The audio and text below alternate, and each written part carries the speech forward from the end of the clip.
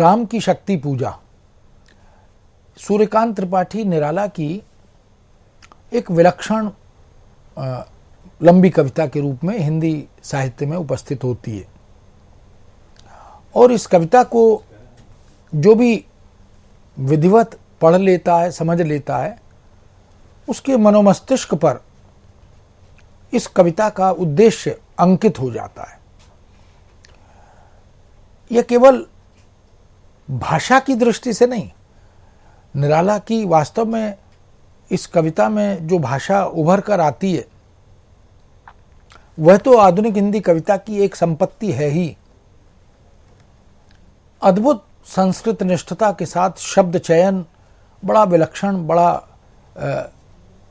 विराट शब्दों की परिकल्पना कवि करते हैं, लेकिन अपने कथ्य से, अपनी संवेदना से, अपने शिल्प से इस कविता ने जो स्थान बनाया और एक आंतरिक अनुभूति कविता के साथ जो जुड़ गई, वो वास्तव में अद्भुत है।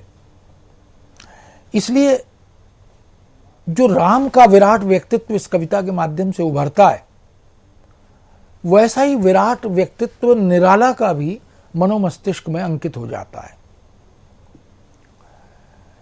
इसलिए निराला ने राम को जिस रूप में अभिव्यक्त किया, राम के संकल्प को जिस रूप में अभिव्यक्त किया, वह रूप निराला को प्रतिबिंबित करने वाला रूप बन जाता है।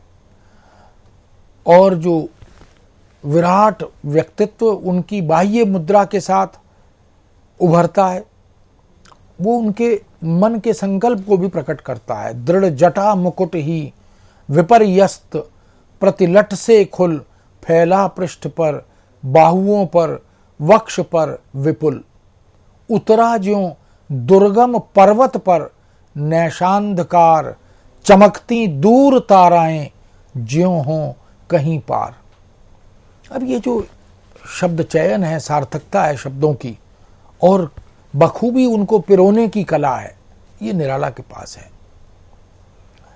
राम का ये रूप, ये स्वरूप जो निराला गढ़ देते हैं, पिरो देते हैं शब्दों को, वो उनके विजय पथ पर अग्रसर होने की, विजय यात्रा की ओर संकेत करता है।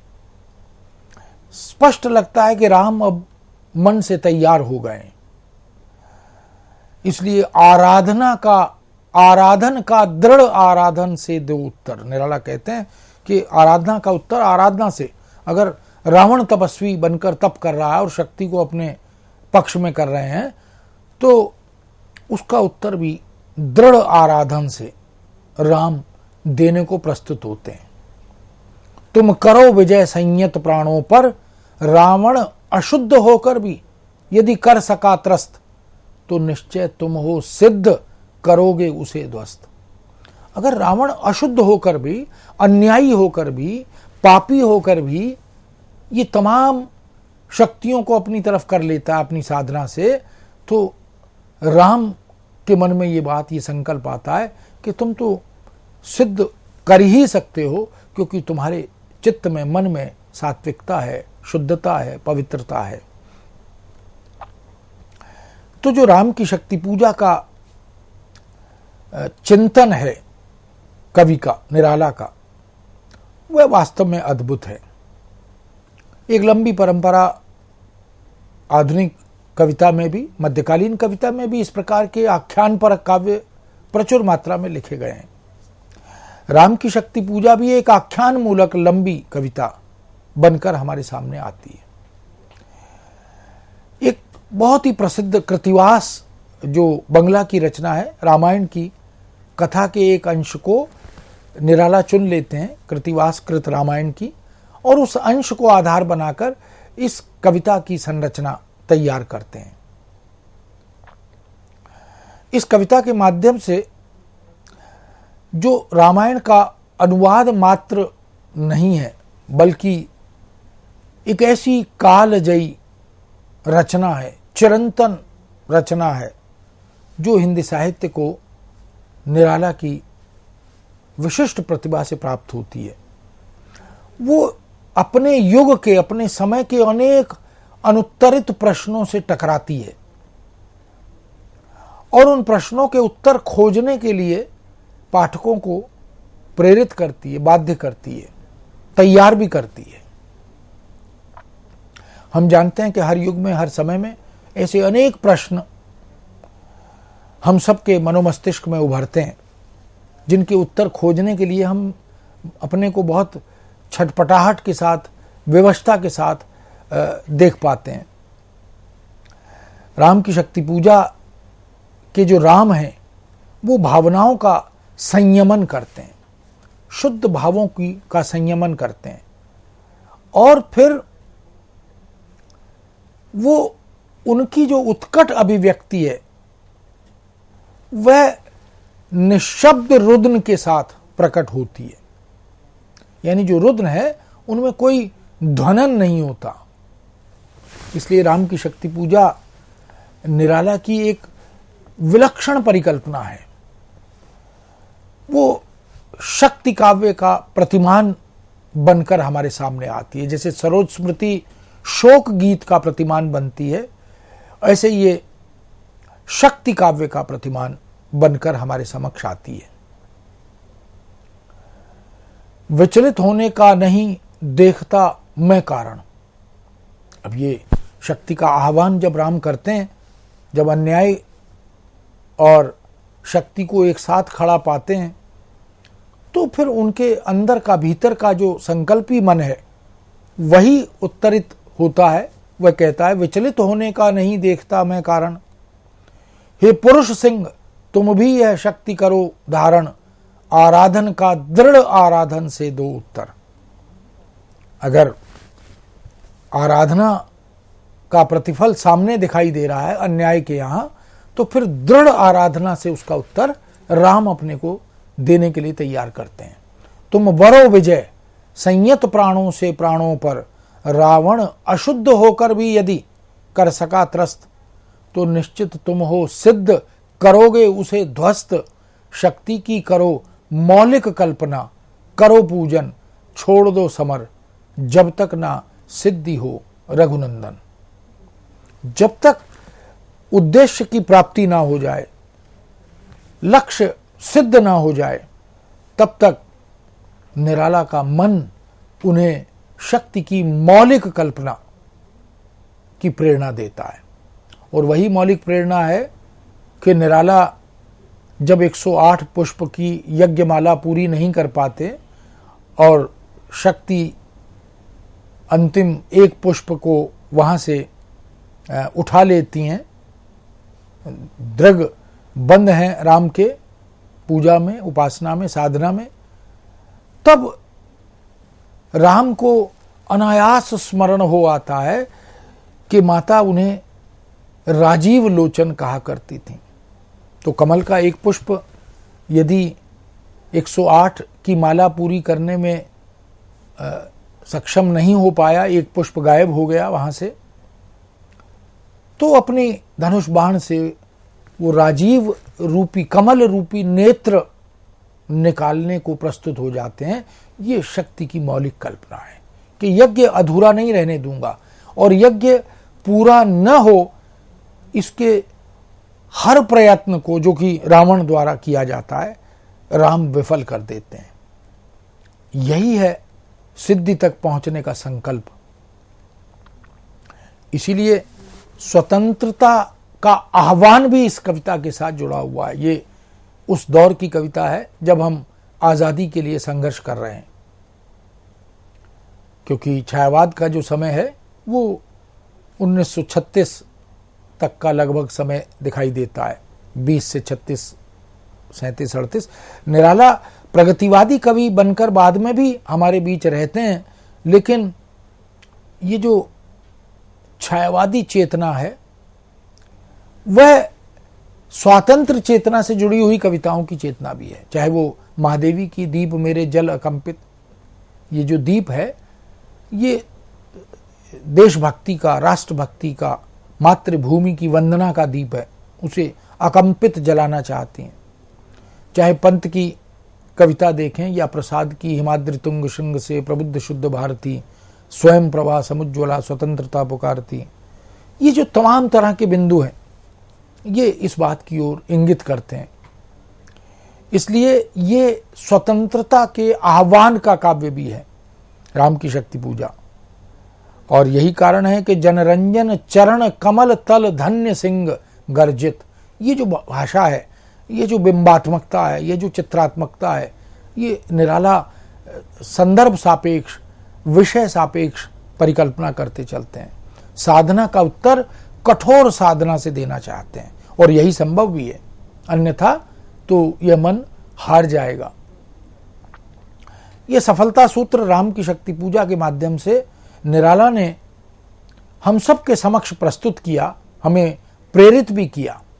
आराधन का दृढ़ आराधन, ये जो आराधना का उत्तर दृढ़ आराधना से देने की बात है, इसमें संकल्प और निरंतरता इसकी परिकल्पना करते हैं। तुम बरो विजय संयत प्राणों से प्राणों पर, ये जो नव वेदांतवादी दर्शन है उसके अनुकूल राम की शक्ति पूजा का दर्शन हमारे समक्ष उद्घाटित होता है। देखो बंधुवर सामने स्थित जो यह भूधर, शोभित शत हरित गुल्म तृण से श्यामल सुंदर, पार्वती कल्पना है इसकी मकरंद बिंदु, गरजता चरण प्रांत पर सिंह वह नहीं सिंधु। पार्वती की कल्पना, शक्ति की कल्पना भी विलक्षण है। और मन जो है वह कहा जाता है कि मन के हारे हार है, मन के जीते जीत। तो जो एक और मन है उसको वो तैयार करते हैं। और प्रतिमा की परिकल्पना, मां पार्वती शक्ति की परिकल्पना वो कैसे करते हैं, उसकी कल्पना करते हुए, और किस तरह प्रकृति में भी एक मानवीकृत रूपों का रूप उनकी कविता के माध्यम से उभरता है। वास्तव में ये अजेय साहित्यकार का लक्षण है जिसे कोई पराजित नहीं कर सकता। ऐसी कालजयी रचना धर्मिता राम की शक्ति पूजा में दिखाई देती है, जहां निराला जब चित्र अंकित करते हैं, शब्द चित्र बनता है, दृढ़ जटा मुकुट हो विपर्यस्त प्रतिलट से खुल फैला पृष्ठ पर बाहुओं पर वक्ष पर विपुल, उतरा ज्यों दुर्गम पर्वत पर नैशांधकार, रात्रि का अंधकार जैसे उतर जाता है पर्वतों पर, चमकती दूर ताराएं जो हों कहीं पार। ये आशा निराशा के भीतर से कैसे निकल कर आती है उसकी परिकल्पना करते हैं। इसलिए ये जीवन संघर्ष की प्रेरणा देने वाली कविता है। निराश और हताश मन को ये स्फुरित करने वाली कविता है। ओज इस कविता का एक तरह से आधार है। यही कारण है कि राष्ट्रीय स्वाधीनता आंदोलन की जो प्रतीकात्मक अभिव्यक्ति है वो भी इस कविता में मिलती है। इसीलिए उसे युग के जो तमाम चिंतन बिंदु हैं उनसे जोड़कर देखा जाता है। सिहरातन क्षण भर भूला मन, लहरा समस्त हर धनुर्भंग को, पुनर्वीर ज्यों उठा हस्त, फूटी स्मृति सीता ध्यान लीन राम के अधर, फिर विश्व विजय भावना हृदय में आई भर। वे आए याद दिव्य शर अनगणित मंत्र पूत, फड़का पर नभ को उड़े सकल ज्यों देवदूत, देखते राम जल रहे शलभ ज्यों रजनिचर, ताड़का सुबाहु विरोध शिरास्त्र, ये दूषण खर ये सब जैसे पतंगे दग्ध होते हुए दिखाई देते हैं। ये वास्तव में मानसिक संघर्ष भी है राम का, क्योंकि ये जो भावलोक है इसमें जो विचार बार बार रह रहकर उमड़ते हैं और मन जो जिसको प्रस्तुत करने के लिए प्रेरित करते हैं, ऐसे निराला ने राम का जो मानसिक संघर्ष है वो भी प्रकृति के अनेक उपादानों के माध्यम से व्यक्त किया है। चाहे वो जलधारा हो, चाहे वो मेघमंडल हो, चाहे वो हवा की चलती हुई लहरें हों, जलती मशाल इस बात की द्योतक है कि पूर्ण अंधकार की सत्ता अभी दिखाई नहीं देती, यानी सब कुछ अंधकार में नहीं है। अमानिशा उगलता गगन घन अंधकार, माना कि चारों तरफ से अंधकार उगल रहा है, आसमान है अमानिशा उगलता गगन घन अंधकार, खो रहा दिशा का ज्ञान, स्तब्ध है पवनचार। चारों तरफ दिशाओं का बोध भी नष्ट हो रहा है, समाप्त हो रहा है। अप्रतिहत गरज रहा पीछे अम्बुद विशाल, भूधर ज्यों ध्यान मग्न केवल जलती मशाल। तो इन तमाम प्राकृतिक उपादानों में भी एक तरह से निराशा का, एक तरह से अंधकार का जब बोध होता है तो उन्हें एक मशाल जलती हुई आशा की, संकल्प की, शक्ति की दिखाई देती है। किंतु अंधकार की सत्ता कायम न हो, इसलिए उस मशाल को जलाए रखना चाहते हैं, उसे दैदीप्यमान करना चाहते हैं, उसे प्रज्वलित करना चाहते हैं। राम के हृदय में ये संशय है, वह सामान्य मानव के प्रतीक रूप में हमारे सामने आते हैं। राम वह अलौकिक पुरुष, वह दैविक पुरुष, वह मर्यादा पुरुषोत्तम राम नहीं रहते, वो एक सामान्य नागरिक के रूप में, एक मनुष्य के रूप में अवतरित होते हैं। स्थिर राघवेंद्र को हिला रहा फिर संशय। ये जो मनुष्य है ये संशयग्रस्त रहता है, न्याय अन्याय, शुभ अशुभ, इससे भयभीत रहता है। रह उठता जग जीवन में रावण जय भय, एक डर, एक भय, एक संशय कि रावण विजय हो गया, अगर विजयी हो गया तो सीता की मुक्ति कैसे होगी। ये जो अंग्रेज हम पर काबिज हैं, अगर ये विजयी रहे तो हमारी सीता रूपी जो स्वतंत्रता है वो इस कैद से कैसे मुक्त होगी। स्थिर राघवेंद्र को हिला रहा फिर संशय, तो ये एक मनुष्य का संशय है जो राघवेंद्र को भी हिला रहा है, वो भी इस संशय से ग्रस्त हो रहे हैं। तो निराला की परिकल्पना हम देख सकते हैं कि राम को मानवीय धरातल पर लाकर खड़ा कर दिया है। ये जो आज़ादी से पहले का भारतीय दौर है, समय है, परिवेश है, उस समय का जो मानसिक संघर्ष है वह यहाँ उभरता है। रह उठता जग जीवन में रावण जय भय।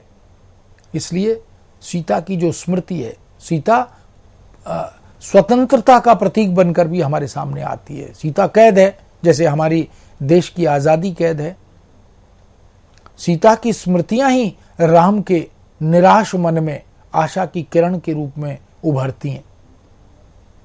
हम बार बार हमारे भारतीय नागरिकों के मन में, सेनानियों के मन में, कवियों, रचनाकारों के मन में आज़ादी के स्वप्न जब जब उभरते हैं तब तब फिर से संघर्ष की चेतना जागृत होती है। इसीलिए समीक्षक आचार्य दूधनाथ सिंह कहते हैं, निराला के राम वाल्मीकि के राम के अधिक निकट भी दिखाई देते हैं, क्योंकि रावण के विनाश की मुख्य प्रेरणा दोनों जगहों पर सीता ही है। सीता की स्मृति जब जब आती है, राम के बाहुबल में, भुजाओं में एक फड़कने का भाव पैदा होता है और वो उद्धत हो जाते हैं रावण के को नष्ट करने का, उसका विनाश करने का। रामचरितमानस में सीता एक निमित्त मात्र बनकर आती है, जबकि वाल्मीकि में वह एक प्रेरक कारण बनकर आती है। नयनों का नयनों से गोपन प्रिय संभाषण, पलकों का नव पलकों पर प्रथमोत्थान पतन, खिंच गए दृगों से में सीता के राममय नयन। अब ये पंक्ति राम के संकल्प को, दृढ़ता को, उनके शौर्य और पराक्रम को हमारे समक्ष प्रस्तुत करती। खिंच गए दृगों में सीता के राममय नयन, राममय नयन सीता के वो राम के नेत्रों में उतर आते हैं और राम की भुजाएं फड़कने लगती हैं। भक्ति नयनों से सजन गिरे दो मुक्ता दल, युग चरणों पर आ पड़े अश्रु, वे अश्रु युगल हो गए नयन, कुछ बूंद पुनः ढलके दृग जल। इस तरह हम देख सकते हैं कि जो परतंत्र भारतीय राष्ट्र है उसकी मुक्ति का स्वप्न निराला की राम की शक्ति पूजा में दिखाई देता है। तो सीता केवल कैद नहीं है, इस देश की आज़ादी भी कैद है। निराला की यह रचना तत्कालीन प्रमुख समस्या देश की परतंत्रता, गुलामी, इससे मुक्ति पाने की छटपटाहट को भी व्यक्त करती है। अन्याय जिधर है उधर शक्ति, ये बात प्रतीकात्मक रूप में देश की आज़ादी के संदर्भ में भी उतनी ही सार्थक प्रतीत होती है। कहते छल छल हो गए नयन, कुछ बूंद पुनः ढलके दृग जल। नेत्रों से अश्रु की धारा बहने लगती है कि अन्याय जिधर है उधर शक्ति। तो हम पर हमारी जो राष्ट्रीयता है, हमारी जो संस्कृति है, हमारी जो सत्ता है, उस पर जो काबिज हैं वो है अन्यायी, लेकिन शक्तियां उन्हीं का साथ दे रही हैं। इस तरह से ये जो व्यंग है, ये जो प्रतीकात्मकता है, वो हमारी तत्कालीन सामाजिक विसंगतियों की ओर भी संकेत करती है। इसीलिए निराला उन विसंगतियों को रेखांकित करते हैं, उन पर बल देते हुए कहते हैं अन्याय जिधर है उधर शक्ति। ये पीड़ा है, ये वेदना है जो उनके मन में बार बार आती है और अश्रु बनकर प्रकट होती है। और जो बात हम पहले कर चुके, दृढ़ आराधन, ये दृढ़ आराधन, ये मनसा वाचा कर्मणा अपने को तैयार करने का संकल्प है। डॉक्टर बच्चन सिंह ने लिखा भी है, वह मूल्य क्या है शक्ति का आराधन। वे कौन सा मूल्य है जिससे प्रेरणा ग्रहण करके हम देश की आजादी की परिकल्पना करते हैं। राम किस मूल्य को आत्मसात करते हैं कि सीता को स्वतंत्र कराना है, तो शक्ति का आराधन है। और शक्ति क्या है? ये आत्मबल है। ये मनसा वाचा कर्मणा, मन वचन और कर्म से अपने को प्रस्तुत करना, तैयार करना, यह आराधना आंतरिक आराधना है। ये बाहर कोई युद्ध करने की स्थिति उस तरह की नहीं है कि हम परमाणु अस्त्र शस्त्र आदि से आक्रमण करें। वो कहते हैं कि मन अगर सशक्त होगा, सुदृढ़ होगा, संकल्पी होगा, बलशाली होगा, तो वह बड़ी बड़ी चुनौतियों का सामना करेगा। इसीलिए इसी को शक्ति की मौलिक कल्पना कहा गया है। तो ये जो आत्मबल है, इसे जागृत करना, जैसे हम कहते हैं कि रोगों से लड़ना हो तो शरीर की जो इम्यूनिटी है, जो आंतरिक शक्ति है, उसे प्रबल करना जरूरी है। ऐसे बाह्य तमाम अवरोधों का, विरोधों का सामना करना हो तो मन का संकल्प सुदृढ़ करना आवश्यक है। देश जिस स्थिति से उस समय गुजर रहा था, उसमें एक अजीब सी निराशा थी, हताशा थी, और परिस्थितियों से लड़ते हुए शांत भाव से निराला दिखाई देते हैं, लेकिन हारते नहीं हैं। इसीलिए राम की शक्ति पूजा में जिस आराधना की बात निराला करते हैं, वही आराधना वो स्वयं भी करते हैं। दृढ़ता से उत्तर, तुम वरो विजय संयत प्राणों से प्राणों पर। रावण अशुद्ध होकर भी यदि कर सका, तो एक जो अन्यायी है वह विजय की ओर बढ़ रहा है, तो हम शुद्ध और सात्विक मन से क्यों नहीं बढ़ सकते? इसलिए निश्चय तुम और सिद्ध करोगे उसे ध्वस्त। ये बात वास्तव में इस कविता की मूल संवेदना है। ये हर पाठक के लिए एक प्रेरणा है। इसलिए बार बार कहते हैं कि शक्ति की मौलिक कल्पना करो। इस तरह हम देख सकते हैं कि राम की शक्ति पूजा का जो कला पक्ष है, जो शिल्प पक्ष है, लंबी कविता की जो शिल्प विधान है, वह अद्भुत प्रस्तुति के साथ यहां प्रकट होता है। विषय, वस्तु, भाव, अभिव्यक्ति, इनका एक विलक्षण समन्वय निराला ने किया है। 24 मात्राओं का एक लहवंत छंद है, उसकी बड़ी सुंदर एक तरह से कल्पना करते हुए इस कविता में उसका प्रयोग कवि करते हैं। 3 यतियों का सुंदर प्रयोग, राघव लाघव रावण बारण गत युग्म प्रहार। अब ये जो अन्विति है, आंतरिक लय है, ये कवि के सात्विक मन से निकले हुए भावों को प्रतिबिंबित करती है। इसी तरह पवनपुत्र हनुमान के रौद्र रूप की परिकल्पना भी निराला ने बहुत अद्भुत ढंग से की है। राम के अश्रुओं को देखकर पवनपुत्र हनुमान का रौद्र रूप धारण करना, वो अपने आराध्य, अपने इष्ट को इस तरह अश्रुयुक्त नहीं देख सकते, इसलिए ध्वनि चित्र निराला बनाते हैं राम की शक्ति पूजा में।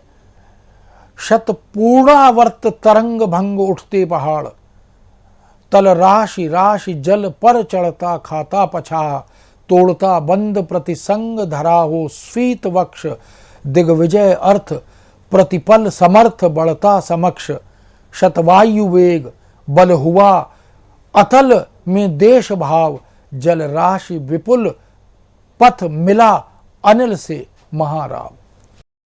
अब ये भाषा जो बिंबित करती है भावों को, मनोभावों को कैसे चित्रित कर देती है, ये अद्भुत है।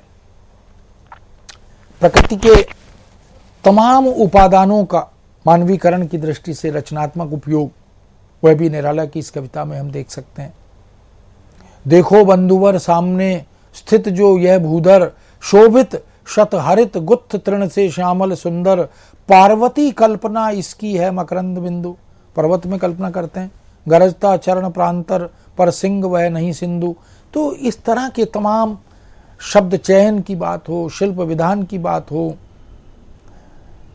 जो प्रतीकात्मकता के शब्द हैं, फारसी के शब्द मशाल, इसी तरह शिप्रवार, इसी तरह राक्षस, पदतल, पृथ्वी, टलमल, देशज शब्दों की बात हो, या अवधी भाषा के, भोजपुरी के, मैथिली के, संस्कृत भाषा के, ये जो खड़ी बोली की जो सामासिकता है, संस्कृत निष्ठता है, इन सब को अगर हम देखें तो निराला की ये कविता कभी कभी लगता है न भूतो न भविष्यति, ऐसी कविता न पहले लिखी गई और संभवतः बाद में लिखे जाने की संभावना भी नहीं है। तो राम की शक्ति पूजा सत्य असत्य, धर्म अधर्म के युद्ध और संघर्ष के बीच की कविता है। ये जूझते हुए विजय की ओर अग्रसर होने की प्रेरणा की कविता है। इसीलिए जीवन संग्राम की ये सार्थक अभिव्यक्ति भी है, जो केवल निराला का ही जीवन संग्राम नहीं है, ये राम का भी जीवन संग्राम है। तो मित्रों, इस तरह हम देख सकते हैं कि ये एक बहुत ही विलक्षण कविता, लंबी कविता राम की शक्ति पूजा है। भाषा की दृष्टि से, कथ्य की दृष्टि से, कल्पना के सौंदर्य की और मौलिक अवधारणा की दृष्टि से इस विषय को यहीं विराम देते हैं। नए विषय के साथ पुनः आपके समक्ष उपस्थित होंगे। आज्ञा दीजिए। नमस्कार।